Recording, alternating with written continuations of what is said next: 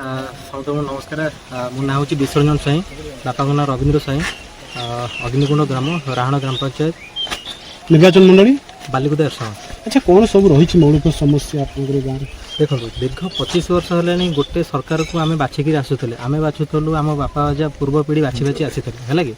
ଦୀର୍ଘ 25 ବର୍ଷ ଭିତରେ ଆମର ଯେକୌଣସି ମୌଳିକ ସୁବିଧା ଆପଣ ଚିନ୍ତା କରନ୍ତୁ, ସେ ରାସ୍ତା ହେଉ କିମ୍ବା ପାନୀୟ ଜଳ ହେଉ କିମ୍ବା ସ୍ୱାସ୍ଥ୍ୟ ଭିତ୍ତିକ ସେବା ହେଉ, ଯେକୌଣସି ସ୍କୁଲ ଘାଟଠୁ ଆରମ୍ଭ କରି ଆପଣ ଯେକୌଣସି ମାନେ ଚିନ୍ତାଧାରା କରନ୍ତୁ, ସବୁଠିରେ ସମସ୍ୟାର ଅଛି। ସବୁଠି ସମସ୍ୟା ଅଛି। କେଉଁଠି ସମସ୍ୟା ନାହିଁ ବୋଲି କହିଲେ ଆପଣମାନେ ବିଶ୍ୱାସ କରିବେନି। ସବୁଠି ଯେଉଁ ଜାଗାରେ ଆପଣ ପାଦ ପକାଇବେ ସେ ଜାଗାରେ ଆପଣ ସମସ୍ୟାର ସମ୍ମୁଖୀନ ଆପଣ କରିବେ।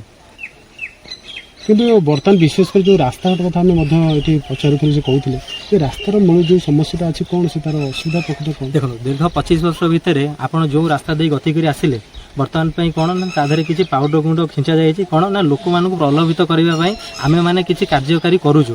କିନ୍ତୁ ଦୀର୍ଘ 25 ବର୍ଷ ଭିତରେ ପାଖାପାଖି 5 ବର୍ଷ ଫଲ୍ସ ବିଲ୍ ସେ ରାସ୍ତାରେ ହେଇଯାଇଛି। ଫଲ୍ସ ବିଲ୍ ଆପଣମାନେ ଜାଣିଥିବେ, ଫଲ୍ସ ବିଲ୍ କରିକିରି ଲୋକମାନଙ୍କର ମାନେ ଭାବନା ସହିତ ଖେଳିକିରି ବର୍ତ୍ତମାନ ପାଇଁ ସେ ଯେଉଁ ସରକାର ଏଇ ମାଧ୍ୟମରେ ଗତି କରୁଛି। ଆପଣ ଲାଗୁଛି କି ଯେଉଁ ବର୍ତ୍ତମାନ ଯେଉଁ ପାଉଡର ବିଞ୍ଚିଛନ୍ତି ରାସ୍ତାରେ, ଏଇଟା ଗୋଟେ ଭୋଟ ହାତିବାର ଗୋଟେ ପ୍ରଲୋଭନ? ଦେଖନ୍ତୁ, ଦୀର୍ଘ 25 ବର୍ଷ ଭିତରେ ଯଦି ହେଇପାରିଲାନି, ଆପଣ ଏ ବର୍ଷ ଯଦି ଦେଖୁଛନ୍ତି ପାଉଡର ମାନେ ଛିଞ୍ଚିକିରି ରାସ୍ତାଘାଟ କରିବାର, ଏଇଟା ତ ଗୋଟେ ସ୍ୱାଭାବିକ କଥା। ଭୋଟ ହାତେଇବାର ଗୋଟେ ସ୍ୱାଭାବିକ କଥା। এইটা তো কৌশি গোটে অচ্যুত মানে কথা নুহ যে ভোট হাতেইবার মানে করুনা বলে। এইটা কিন্তু গ্যারেন্টি ভোট হাতেইবা লোক মানুষ টিকে আখি দৃষ্টি দেখা কম না আমি গোটে যোজনার অন্তর্ভুক্ত আমি গোটে কার্য করুଛୁ। কিন্তু যে রাস্তাঘাট আপনার দেখুম হচ্ছে ইয়ে যে রাস্তা যে পাউডর ছিঞ্চা যাই এইটা প্রধানমন্ত্রী সড়ক যোজনার অতিক্রম করা যাই, কিন্তু শাসক দল তরফর এখন অতিরোধ করে রখা যাওয়া কাহিঁকি না কাহিঁকি তাঁর কৌলে আমি আমার মানে যদি ভোট দেবনি তো আমি তোমাকে রাস্তা দেবুনি, সিম্পল কথা। আচ্ছা, ইয়ে আপনার গাঁর সেই মৌসা বি জন কৌলে যে গোটে ফলক মরা হয়েছে কিন্তু তার কৌশি কার্যকরী হয়নি, এটা কেতে দূর ঠিক? দেখুন, ফলক তো মরা হয়েছে দীর্ঘ 5 ବର୍ଷ ହେଲାଣି। ফলক মরা হল কোণ না আম গাঁ আম বিকাশ জরিয়ারে ফলক মরা হল মানে বিভিন্ন যুবগোষ্ঠী ଆପଣ ଜାଣିଥିବେ କ'ଣ ନା ପ୍ରତ୍ୟେକଟି ଏରିଆରେ ପ୍ରତ୍ୟେକଟି ଗ୍ରାମରେ ଯୁବଗୋଷ୍ଠୀମାନେ ରହୁଛନ୍ତି। ସେ ଯୁବଗୋଷ୍ଠୀମାନଙ୍କୁ ଉନ୍ନତିକରଣ କରିବା ପାଇଁ ସରକାରଙ୍କର ଗୋଟେ ମାଧ୍ୟମ ଥିଲା କ'ଣ ନା ଆମ ଗାଁ ଆମ ବିକାଶ ବିଜୁ ଯୁବ ବାହିନୀ। ଆପଣ ଶୁଣିଥିବେ ସିଏ ଯେଉଁପରି ଚିନ୍ତାଧାରାରେ ସେ ଗାଡ଼ିଥିଲେ, ସେ ଚିନ୍ତାଧାରା କ'ଣ ଥିଲା ନା କିଛି ପଇସା ଦୁର୍ନୀତି କରିବାର ଗୋଟେ ଚିନ୍ତାଧାରା ଥିଲା। ବର୍ତ୍ତମାନ ପାଇଁ ଆପଣ ଦେଖିବେ, ଯଦି କ୍ୟାମେରାମ୍ୟାନଙ୍କୁ କହୁଛି ଟିକେ ଦେଖାନ୍ତୁ, ବର୍ତ୍ତମାନ ପାଇଁ କ'ଣ ନା ଇଏ ଯେଉଁ ଘର ଆପଣ ଦେଖୁଛନ୍ତି ଏଇଟା କୌଣସି ବିଜୁ ଯୁବ ବାହିନୀର ଘର ହେଇନି, ନା ଇଏ କୌଣସି ଆମ ଗାଁ ଆମ ବିକାଶର ଘର ହେଇନି।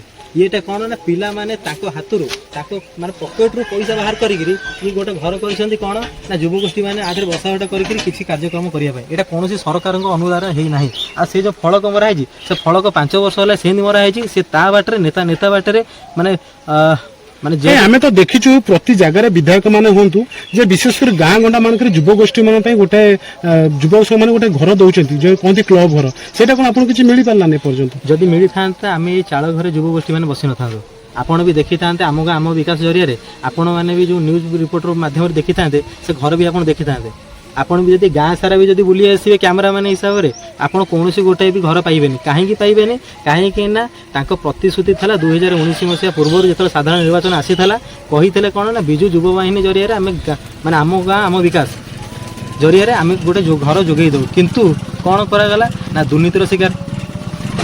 ତ ଆପଣ ଲାଗୁଛି ଯେ ବର୍ତ୍ତମାନ ଆପଣ ଅବହେଳା କରାଯାଉଛି ବୋଲି ଆପଣଙ୍କର ଏଇ ଆମର ବର୍ତ୍ତମାନ ଯେ ଅବହେଳା କରିବା ପାଇଁ କହିବାକୁ ଗଲେ ତ ସମ୍ପୂର୍ଣ୍ଣ ଭାବରେ ଅବହେଳା।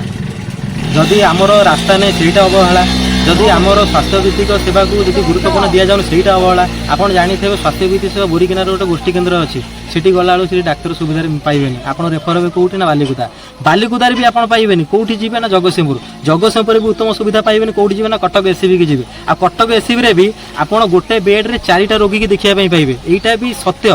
ଆପଣମାନେ ନ୍ୟୁଜ୍ ମାଧ୍ୟମରେ ବି ଦେଖୁଥିବେ, ଏଇଟା ବି ସତ୍ୟ ଯେ କ'ଣ ନା କଟକରେ ବି ଲୋକମାନେ ହତାନ୍ତର ହେଇକିରି କ'ଣ କରୁଛନ୍ତି ନା ନିରାଶ ହେଇ ଫେରି ଯାଉଛନ୍ତି। ଆସନ୍ତା ସାଧାରଣ ନିର୍ବାଚନରେ ଆପଣଙ୍କର ମତାମତ କ'ଣ ରହିବ? ଆସନ୍ତା ସାଧାରଣ ନିର୍ବାଚନରେ ଆମେମାନେ ପ୍ଲାନିଂ କରିଛୁ କି ଯୋଜନା କରିଛୁ, ଏଥରକ ନିଶ୍ଚିତ ଭାବରେ ପରିବର୍ତ୍ତନ କରିବୁ। ଦୀର୍ଘ 25 ବର୍ଷ ଭିତରେ ଦୁର୍ନୀତି ସରକାରକୁ ଏଥର ହଟେଇବାକୁ ଚିନ୍ତା କରିବୁ ଏବଂ ମୋଦିଙ୍କ ଅନୁପ୍ରାଣିତରେ ଭାରତୀୟ ଜନତା ପାର୍ଟି ସରକାରକୁ ବାଲିକୁଦା ଏରସମାରେ ବିପୁଳ ପରିମାଣରେ ବିଜୟ ଲାଭ କରିବା ସହିତ ଏବଂ ମାନେ ଚିନ୍ତାଧାରା କରିବୁ ଯେ ଓଡ଼ିଶାରେ କେମିତି ଆମ ଭାଜପା ସରକାର ଗଠନ କରାଯିବ। ଆଉ ସବୁ ଯୁବପିଢ଼ିମାନଙ୍କର କର୍ତ୍ତବ୍ୟ ରହୁଛି କ'ଣ ନା ସେମାନେ ଗୋଟେ ବିକାଶ ପାଇଁ ଗୋଟେ ମାନେ କ'ଣ କରିବେ ନା ମୂଳଦୁଆ ସ୍ଥାପନ କରିବେ। ଆଉ ବିକାଶ ପାଇଁ ପରିବର୍ତ୍ତନ ହେବା ପାଇଁ ମୁଁ ମାନେ ସବୁ ଯୁବଗୋଷ୍ଠୀମାନଙ୍କୁ ଆହ୍ୱାନ ଦେଉଛି ବିକାଶ ପାଇଁ ପରିବର୍ତ୍ତନ।